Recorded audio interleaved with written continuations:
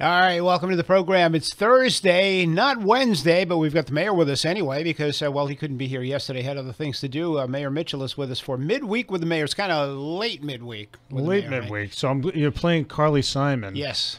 I'm still madly in love with Carly Simon after all these years. Well, you know, Barry, doesn't she still live on Martha's Vineyard? Still does. And doesn't WBSM's signal come in really strong Absolutely on Martha's does, Vineyard? yes. And so you keep playing her songs in the hope that one day she's going to call in. Yep, I'm hoping she's going to show up at the door. So. Yeah. Keep trying. Keep playing her song. I'm just glad that you didn't play "You're So Vain" when I walked in the door, because I think just would have set the show off on the wrong course. Yeah, I was going to play something from Mary Poppins. You came in with this like huge umbrella. Huge umbrella. You can cover all of us underneath that. That's a big umbrella. Like a tent. Yeah, with the Titleist logo on it. You know, it gives me, every time I go out somewhere, it gives me an opportunity to advertise our city's most famous brand. Mm-hmm. So that's why I carry that around. Yeah, it's interesting. You go someplace and you see somebody, out in Sheboygan somewhere wearing a Titleist hat, and right away, they don't know the connection, but of course we do. Yeah. And it's a brand name that you see all over the country. It's one of the most famous sports brands in the world. Yeah, absolutely. And it's right here in a little old New Bedford. So yesterday you were off because you had to go to the funeral for Sean Gannon, now Sergeant Sean Gannon. Yes, he was New Bedford promoted native. Posthumously. Yep. New Bedford's own Sean Gannon. He went to school here, grew up here, spent a lot of time here, and then went on to Yarmouth and became a police officer. All my years in the business and covering news and covering some pretty important and major news stories, I've never been to the funeral for a police officer, and I understand it was quite a thing to see. Yeah, it's not something you wish to see, but No. it was quite a spectacle. It's just an awful thing. It's hard to put words to it. I mean, here's a guy with his whole life ahead of him, with married to a beautiful wife with a loving family back here in the city, and who had launched what was shaping up to be a very successful career in public service as a police officer, and who was struck down by a bullet shot by somebody who had no business being in a free society. And that's another part of this discussion that has to happen. But yesterday was quite a celebration of his life. The homily was given by Reverend Paul Caron, who a lot of folks in the New Bedford area will know as someone who's been the pastor at a number of parishes in the New Bedford area over the years, and most recently in Mattapoisett. He has known the Gannon family for a long time, and just out of pure coincidence had been moved to the parish to Sean Gannon's parish in Yarmouth, and so reconnected with him a few months ago when Father Caron moved. And he gave the homily, and it was a very moving homily, and I hope very well done, just very, very well done. And I hope at some level that the homily and the outpouring of support and love for Sean and his family gives his family some comfort. It has to be excruciating for them, and it's just an awful thing. I do, and so he was certainly somebody who was worthy of the kind of celebration that I witnessed yesterday. I'd never seen so many police officers in one place, and they came from far away, certainly around New England, but even beyond. There were police officers there from New York and Chicago and other cities, and so it's the profession certainly steps up for its own, but appropriately so. It's just a shame that we have to be having this discussion at all. I do think you can't avoid the discussion around the problem of around the question of why was the perpetrator in a position to do what he did. Here's somebody who's at the age of 29 had already had 6 convictions on his record. And over, I think it was 111 arrests. 111 charges against 111 charges. I mean, this guy was a one-man crime wave, and yet the parole board let him out. The judges along the way did not appropriately sentence him, and I mean, you and I talk about this all the time about how judges in the state are letting out dangerous people who have unambiguous track records of causing harm to others, and who can't comport their behavior with the requirements of a free society, and this is what happens, and it's not to say that judges have to sort of read people's minds who are in front of them for sentencing. It's not to say that the parole board has to be 100% right, but we have to have, because nobody's 100% right, but there has to be a discussion, a serious discussion in the state around recidivism and the threat it poses in particular places. You wouldn't think that it would play out in a place like Yarmouth, which is a relatively small town, and even smaller during the winter months, right? It swells like every other Cape community during the summertime, but it's a very, very safe place.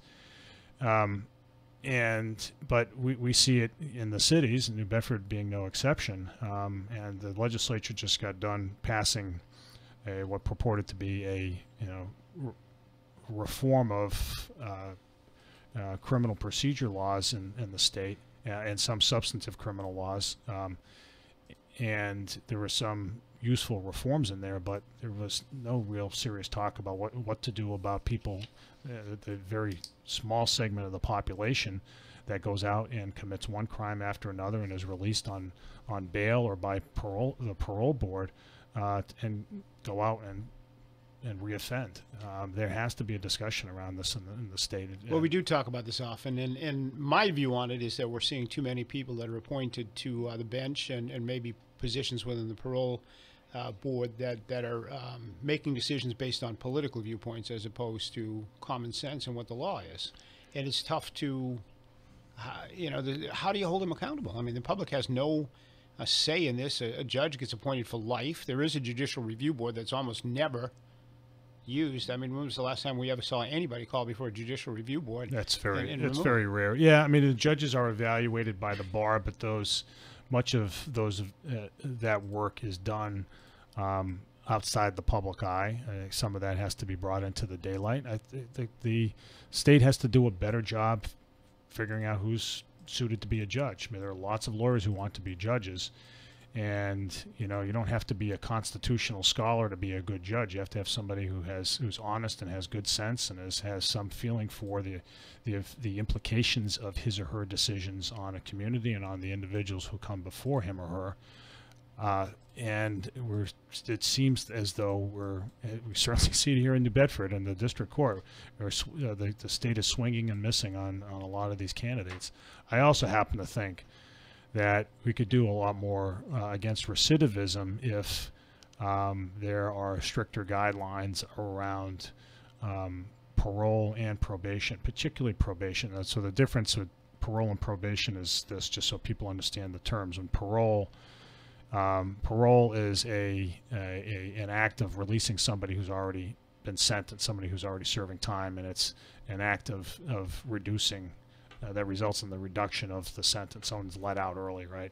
With probation is somebody who either has been arrested or even someone who's convicted who is not incarcerated but who's told that who is released on certain conditions, right? You can't go out and commit another crime. You can't, you've got to stay away from so and so. You can't do drugs.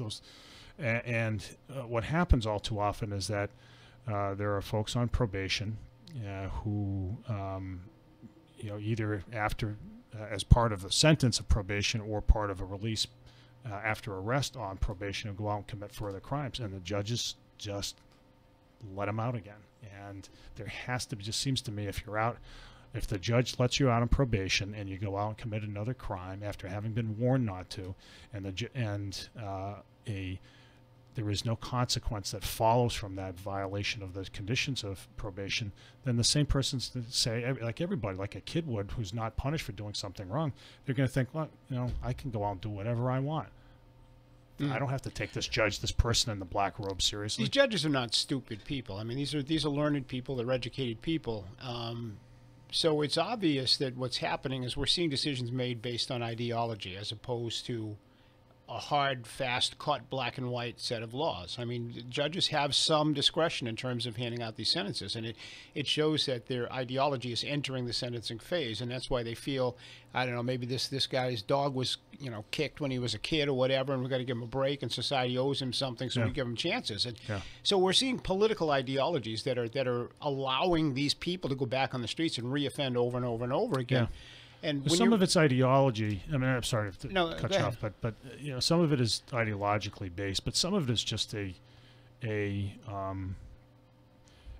lack of grounding in a community, right? We've talked about how there is at least a need for judges to have some connection to the community to issue sentences that are just. And by that I mean this. I mean, a lot of what folks would say, and some of these folks would say in response to you, is that I, the judge, mete out individualized justice. I've got to look at the person in front of me and figure out if, what's given this person's track record, given the seriousness of the person's offense, given the victims, what in their needs, what's appropriate here. All too often, the judges fail to realize that, justice should be meted out individually in a customized way to that the person before him or her, but you have to take into consideration the effect on everybody else, right? This happens all the time. So I'll give you another example on a far more minor kind of offense. A few years ago, we had this spate of graffiti tags in the historic district. You might remember it.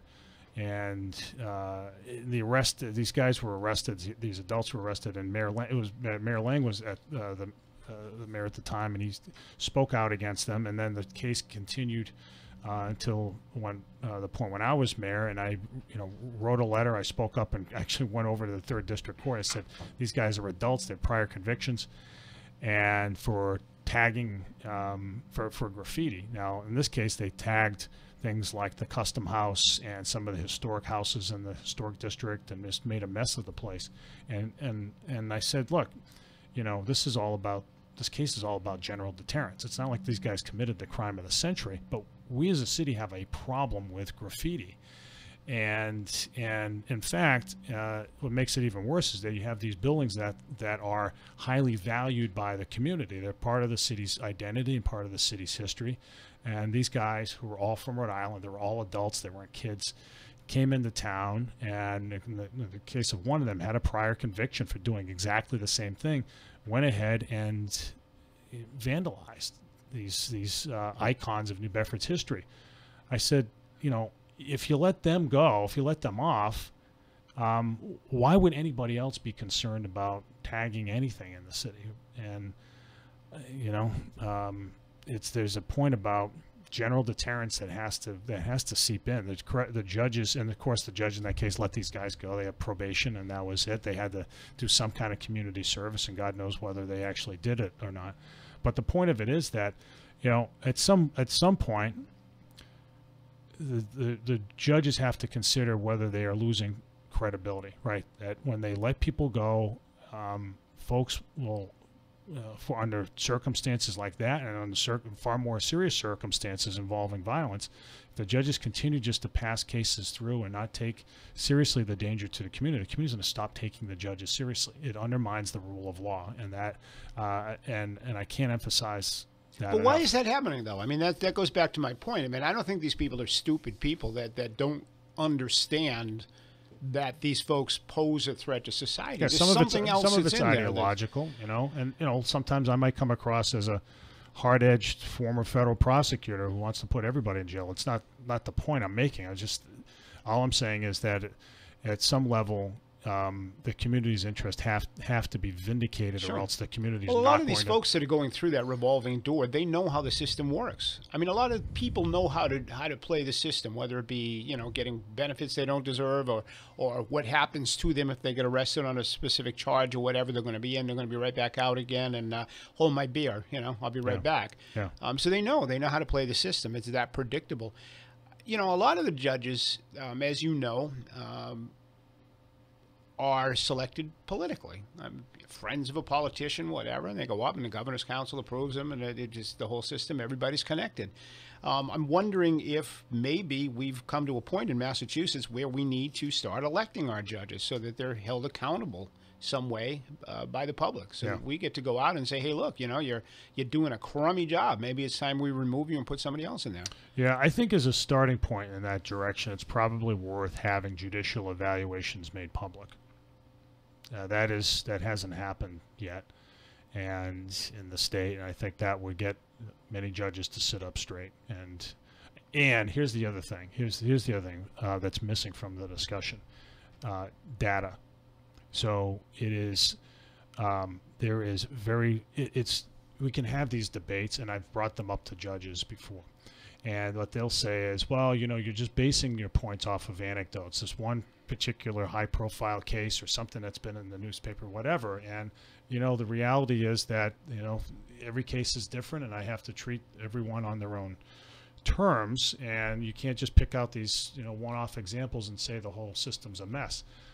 We have reason to believe that the system is a mess in the district court, in part because look around you. Look around because we have police officers who go in and make arrests and watch the people they've arrested walk out the door. It's very rare to see anybody incarcerated. In Massachusetts, the incarceration rate in Massachusetts is 49th out of 50 states. So it's hardly the case that Massachusetts is locking people up and throwing away the key.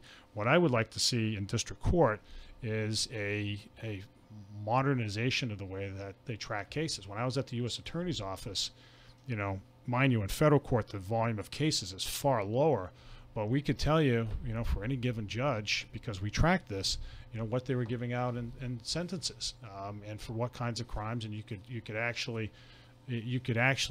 track these things, right? The level of strictness of any judge can be compared against others given like cases. Here in district court, it's like nobody's keeping track of this stuff. It's you go in and it's like you just show up and say, Judge, here's such and such a case, and almost invariably it gets pushed off again and again and again, and people feel like the justice system is not. What about plea bargaining? Right. I mean, that's become a big part of the problem too, hasn't it? Yeah, it's not plea bargaining per se. It's the way that it's done. I mean, you should. One thing I would say to you is have Tom Quinn or somebody from the DA's office talk to you about this, because they're actually in the court, not me. I come out of the federal system, which is just very, very different. But in general, what happens all too often in state court is that somebody will be charged with an offense. Let's say somebody robs the guy robbed a convenience store, and the case will be called up for trial at some point. Let's say, what usually happens, the person's released, right? Even though maybe he should be held pending trial. So trial comes around, and the defense attorney will say, I've got a conflict here with another case. I can't go forward. Okay, the witnesses are all sitting, and the store clerk and the guy who's filling up his gas outside, right? They're witnesses to the crime. They spotted the perpetrator. The police are there to say, we showed up at such and such a time. There's somebody to authenticate the videotape, right? It's all lined up, and the judge will continue the case. That happens all the time. This is not a representative, an unrepresentative scenario. The problem is that happens again and again and again, to the point where the witnesses don't feel like showing up, because who would? If you go to court once and twice and 3 times and 4 times and nothing happens, the witnesses say, what, it's not worth my time, right? And so that has been a lament of state prosecutors for a long time. You could have, certainly Tom Quinn could attest to that, but nobody it's hard to move it's hard to change policy in the absence of real data.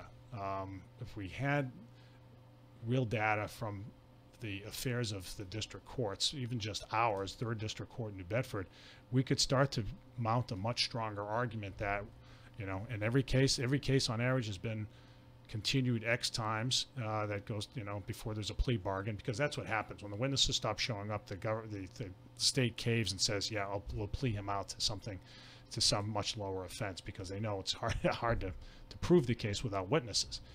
So, if there were more data on how many times cases were continued, what the sentences were for what offenses, who the judge, you'd start to be able to put a picture together that from which you could have a strong argument for policy change. But until then, it's a back and forth between defense attorneys and prosecutors, and you know what? There are a lot of defense attorneys in the state legislature. Absolutely. Let's take this full cycle and get back to Sergeant Gannon for a few moments here. And the governor this week reiterated his support for a death penalty for those convicted of killing police officers. Do you support that? Yeah, that's my thinking on the death penalty has. It's one of those issues that I've struggled with over the years. I do. And you can tell on my pause. It's something I've struggled with as a Catholic, and as somebody who's been a prosecutor. On the other hand, has seen bad defendants and bad people do bad things. I think it's something that we have to consider. In general, I've been against the death penalty for a number of reasons, because, and in part because I've been a strong supporter of life without any possibility of release as a deterrent, which I believe it is, against very heinous crimes. I also am concerned that, over the years, and over the last 15 to 20 years, there have been so many people who have been exonerated by newly developed DNA evidence that including some people who've received the death penalty, that you have to say, geez, you know what, the system is not perfect, even when you think, that it's a slam dunk case. And so I'm not ready to go there yet, but I'll just be perfectly candid with you and the audience. It's an issue that I've struggled with for a long time. But I think there are ways of achieving similar results that, in terms of general deterrence and specific general deterrence of further crimes by locking people up for good. All right. Hearing this week with NOAA and on the whole Sector 9 situation, I understand you were there, right? You testified? No, I wasn't there. I prepared testimony, but okay, because I had to go to Sean Gannon's funeral, I had to. But that was yesterday also. It was yesterday also. Okay. Yeah. So I guess what they're talking about here then is very confusing to the average person out there listening. But yeah. It's probably confusing everybody who was there too. Yeah. So I guess there's going to be a delay until maybe midsummer before fishermen can actually start to fish in Sector 8. Is that the deal? Sector 7. Sector 7. Okay. This is like a Star Wars or warp me up to Sector 7. So what's happening then? So Sector 9 is nowhere near being reopened then? No, the hang-up right now is NOAA has to calculate the amount of fish that were lost as a result of the fraud that Carlos Rafael perpetrated. Mm-hmm.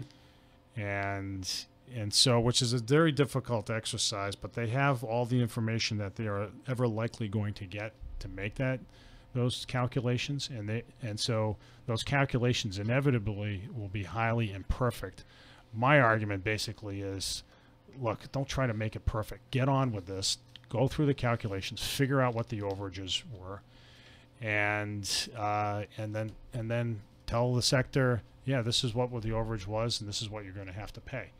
Get on with it, and because the shutdown is affecting a lot of people on the waterfront.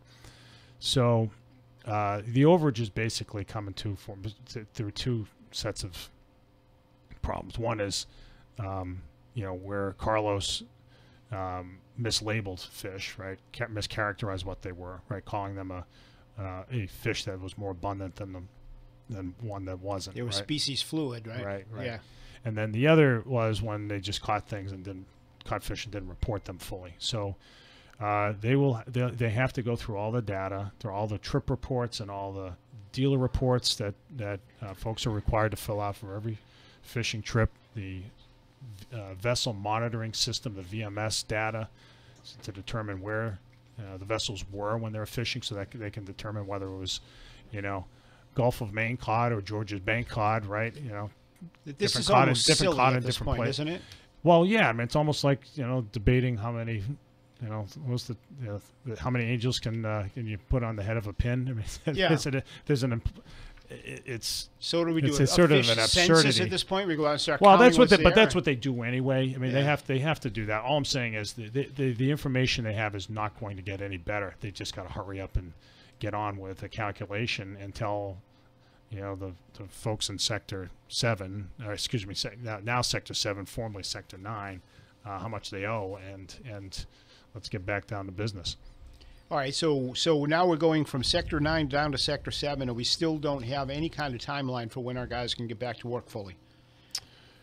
No, I'm hopeful. No, they don't, and that's the problem.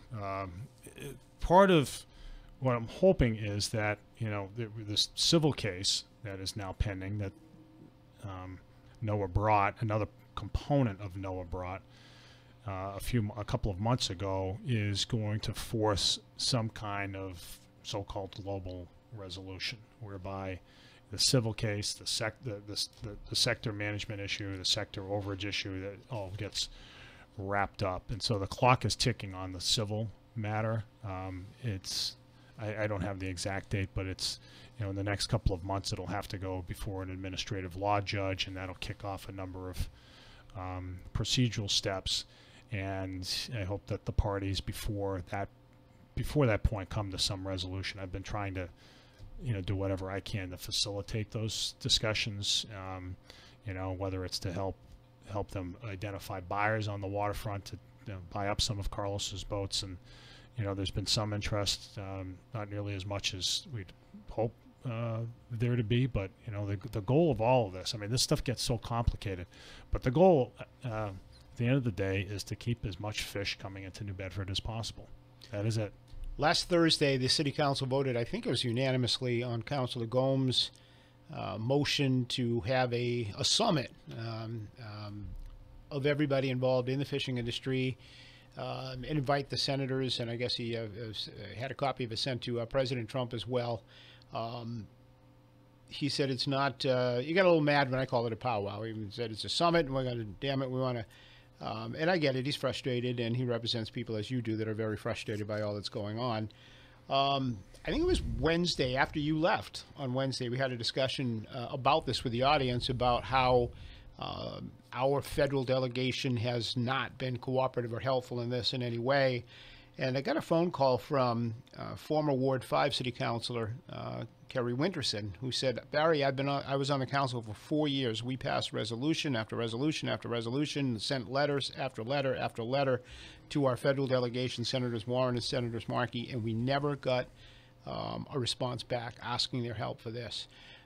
He said it was amazing. The gentleman who runs the daily fish auction called in and said the same thing. He said, we've communicated so many times, have never even gotten a response back from them. Councilor Gomes called in and confirmed what Winterson said. Councilor Abreu called in and said the same thing. We have sent letter after letter after letter, no response at all from the federal delegation, with the exception of Congressman Keating. But Senator Markey and Senator Warren have been AWOL on this thing. How frustrating is that?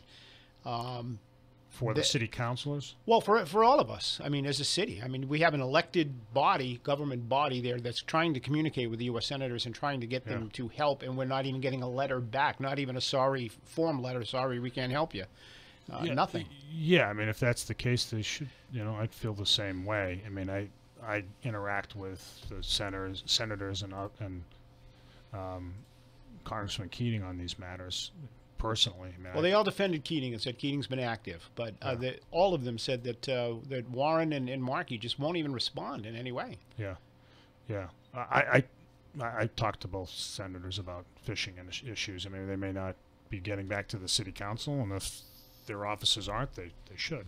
Well, what kind of help are they giving? Are they giving you any help at all that's worth a damn in trying to get this thing sorted out? On Sector 9, I think they have. I think they've taken a wait and see approach. I think that's been their attitude. And wait for what? You'll have to ask them, Barry. I know you asked them. I'd love to go. to. Yeah, well, that's. But I'm not here to. To defend. They don't return my letters either. All I say is, but they return my phone calls, and so, I let them know where things are. I mean, sometimes it's maybe their feeling is they don't want to get involved in an enforcement matter, but I do know that they care. I mean, it's Senator Warren. A few years back now, early in her tenure, was a big proponent for the groundfish buyback, although it really wasn't called that, initiative in Congress, and some of that money found its way to New Bedford. And, certainly had lots of discussions with both of them around the marine monument designation toward the end of the Obama administration. Which she supports, by the way. That's not my understanding, but that's what's on her website. Is it? Yeah. I'll have to check that out. Yeah, check it out. I'll check it out. All I can say is, I think some people might say, well, you're a municipal official and you shouldn't be getting involved in these federal matters. I do because I think but think it's that's a part local of my matter. It's our economy. I mean, we got 700 fishermen that are impacted. Support businesses that are ice, houses and everything. No, there aren't that many. No, I mean, there are too many, but no, there were about 200 fishermen that were affected by the sector closure. So, all right, so what about all the support businesses? They're impacted if these yeah. guys are out of work. Yeah, I mean, I've had guys call me and tell me I can't pay my mortgage. There's no doubt about. You're preaching to the choir. I've been. I know that, and everybody, and I give you credit for being you're like Don Quixote out there in Washington, and you can't get the people who are elected to do these things to help you out. It is, I know you're doing the city's bidding, but these folks who we're paying to do that are not doing that, and they should be here on the waterfront, and they should be, demanding some kind of resolution to this as quickly as possible, and they're not doing that, and it's frustrating a lot of people. Yeah, no, I get the frustration. All I can do is sort of speak for myself when in my advocacy, which is insistent, and I think we've done a good job in amplifying our voice nationally. We established a few years ago the National Coalition on Fishing Communities. We did that with Saving Seafood with Bob Vanass and Saving Seafood, and they've taken that organization and run with it. So, like, the letter that went to the governor last week was from the National Coalition of Fishing Communities. That was the letter that had to do with resolving conflicts with the offshore wind industry. But that letter got a lot of traction nationally.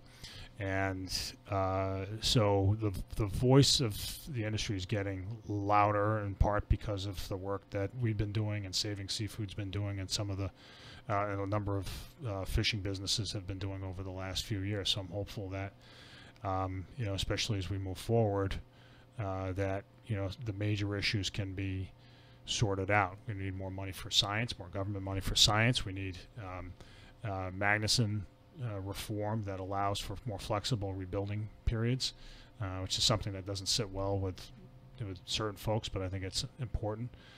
We need to make sure that we allow the offshore wind industry to grow in a way that doesn't conflict with fishing, and that frankly is on the front burner right now. And there are a handful of other issues too that have to be addressed. But that's I keep making the case, and I won't stop. I've never been a fan of Ted Kennedy's politics, but I'll tell you what: if Ted Kennedy was senator, he'd be on that waterfront right now. Yeah. Barney Frank too. Barney Frank would be down there. No, Gary Studs. Yeah, no, I hear you, and all I can do is speak for me personally, and that is, I think people do know that I bang away at these issues, and I'd like to think that I speak about them with some credibility. But don't these people take us for granted by not being here? I mean, they just assume they're going to get the votes here, and You'll have to ask them. They got to get them. Well, I'll tell you what. When she calls you back, ask her for me. Or give her my cell phone number, would you? Yeah, I'll do that.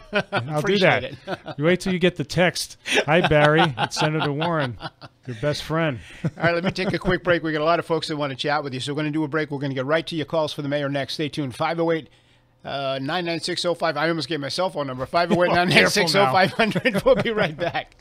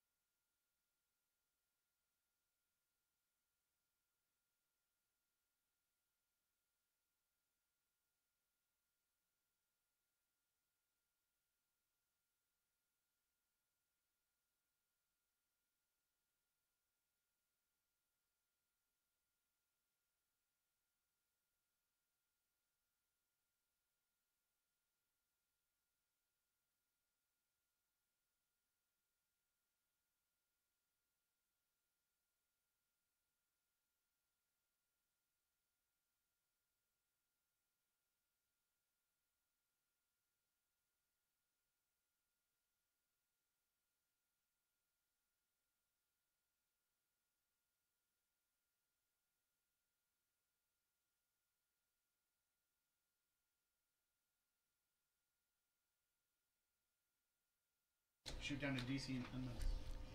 All right, welcome back. It's the Thursday edition of Midweek with the Mayor. No, actually, we couldn't do the show yesterday. The Mayor had something going on, so we're doing it today. Mayor Mitchell is with us until 1 o'clock. I hope this doesn't throw people's schedules off. It kind of threw mine off. And actually, Chris yesterday said, "Oh, you got the Mayor on." I'm like, "No, it's not today." And he said, "Oh, today's Tuesday?" And I mean, no, it's Wednesday. But yeah, I kind of felt the same way. I came over here. I was thinking it's Wednesday. Wait a minute, it's not Wednesday. All right, let's get to the phones. 508-996-0500. A lot of calls for the Mayor. We're going to start right over here, and you are next on WBSM. Thanks for hanging on. Good afternoon, Mayor Mitchell and Barry. Hi. Hey, how are you? Great, and yourselves? Good. Good. Hey, Mayor Mitchell, I think it'd be a good idea, a good moral idea to stay confused on the death thing until you die yourself.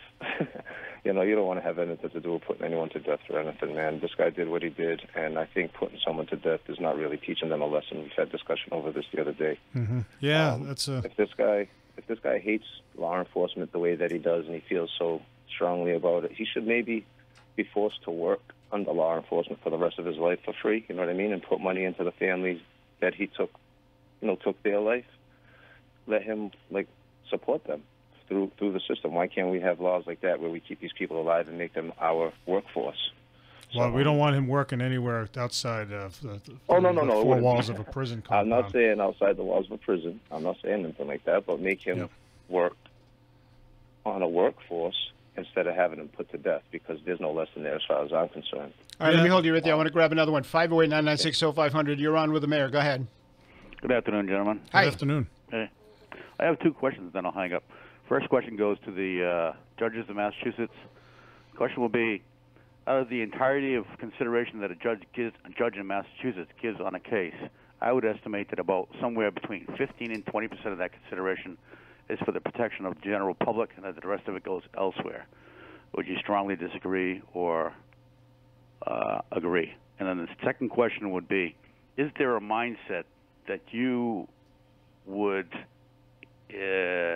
think that was out there at the level of the federal government, that is to the effect that they would like to deal with a few large corporations as far as regulating fishing goes, rather than all of these mom and pop operations. In other words, they don't care really if the fishing industry goes by the boards. What they'd rather have is a few large corporations that they can more easily regulate. Those are my questions. Thank you. Appreciate you. Go. Yeah, well, I'll take the second one first. I'll take the first one first. It's hard to quantify how much consideration judges give to the interest of the community. All I'm saying is that it's not nearly enough.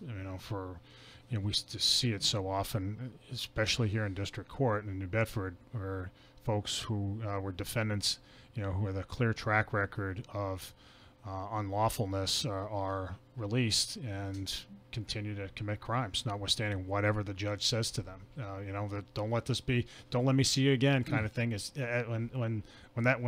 when the judge sees that person again and doesn't do anything, the judge loses credibility, and that happens far too often. On the matter of the fishing regulation, I don't think that the federal government is trying to further consolidation. I think it's happened in part because of the way the sector system has worked and the lack of limits on consolidation, and I think that's that partly explains the Carlos Rafael problem. But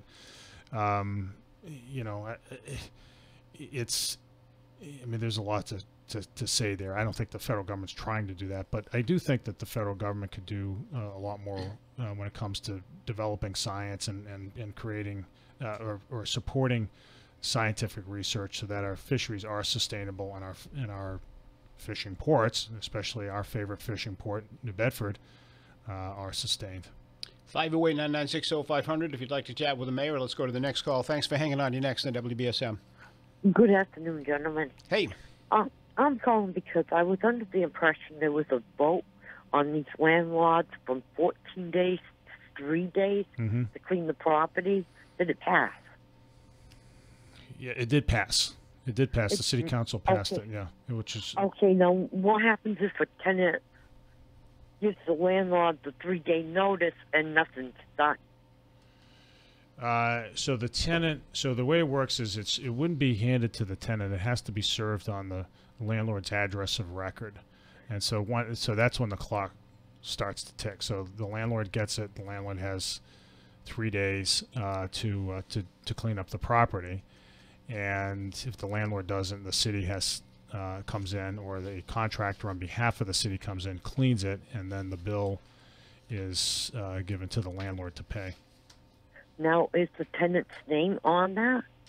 Well, it has nothing to do with the tenant per se. Although the tenant might have caused the problem, but it's the responsibility of the property owner, and to keep the premises clean. I think what you're asking is if you file a complaint, if you want to bring a complaint against the landlord as a tenant, what is the process for you? Right? Do you have to fill out a report and have your name included on it? Right. That's what you're asking. No, you don't. No, you don't. You can just call the Problem Property Task Force. If you call the mayor's office, you'll get transferred right over, and you can do it anonymously. It's 508-979-1410. That's the mayor's office line, and they'll send you right over to the task force. Because I've been going through this for 5 years. Yeah, you shouldn't wait that long. So call that number, and let them know the issue, and it'll get addressed. And it'll be anonymous. That's 979-1410, right? The mayor's office, and just tell them you want to report a problem along those lines, and they'll take care of it. Before we run out of time, I did want to get your reaction. Governor Baker said there will be a short delay, apparently, in the offshore wind awarding of a contract in the offshore wind. I guess a decision was supposed to be announced on Monday, and the governor's saying it could be several more weeks before we actually Does that make any difference to us? Any big deal? Are you concerned about a delay? Or? No, I'm not concerned about a delay. I think they are committed to the process. I think, frankly, it's probably a good thing because it will allow for more of a discussion around fisheries issues, which I hope that I believe that the governor is taking seriously. I've talked to him already about it, and I will have more discussions with him about the concerns of the fishing industry as it relates to offshore wind. And so, no, it's not a great concern. We want to make sure they get it right. And so a few weeks here and there for an industry that's going to be around for decades to come it isn't a big deal.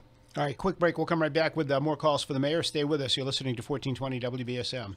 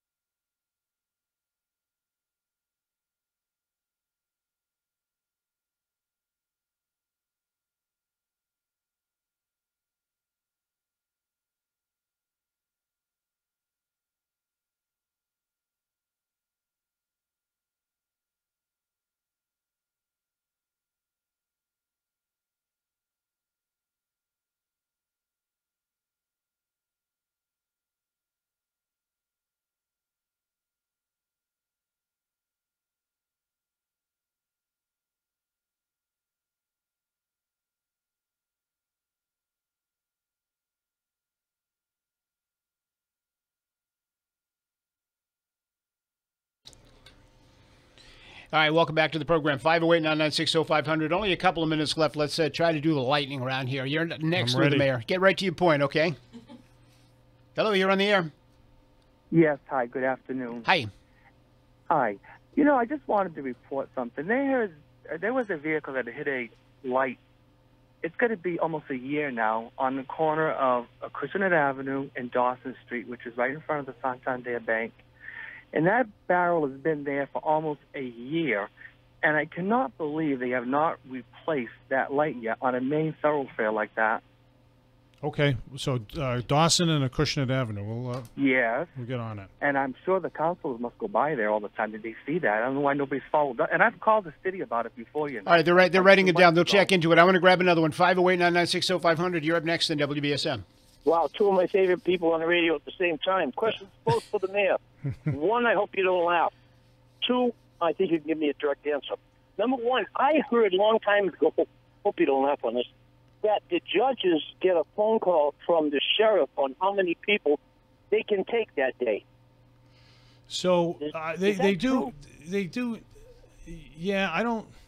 There is some communication that goes back and forth between the lockup and the court system, and you know, the issue, it's no longer an issue anymore because the prisons in Massachusetts aren't overcrowded anymore. There's one prison that in Western Mass that the state is actually considering shutting down. I forget the name of it, but because it's the prison population in Massachusetts has dropped. So, you know, there have been times in other years where that hasn't been the case, and that judges had to consider whether there was room at the inn for folks in front of them. So, but that is something that historically judges have been aware of. Well, I thought that was big. The other one is more realistic. I have noticed we have done, this is a good thing too, Cogswell Street and Rivet Street. They're making these so you can access Route 18 more easily. Yes. I have not seen any work done in the last 2 months. Rivet Street looks like it's ready to roll. What's going on with these two projects? Well, there's still so that stretch of Route 18 is still being worked on. It will be for the next several months, for the next 6 months or so. You probably saw was it last week or the week before that they removed the old cement pedestrian bridge over at Division Street just south of there. And that once the weather starts to break a little bit more, they're going to pick up on that work in earnest. All right, we've got to wrap it. I got to hold you right there. Believe it or not, we're out of time. Just like that. Yeah. Yeah, a lot of interesting topics today. A lot of interesting phone calls. Great stuff today. Yeah, good stuff. Yeah. So just quickly, Swan boats are in Swan boats. operation. Yeah, they are. And I want to thank Lacey. Ours are better than the Boston ones.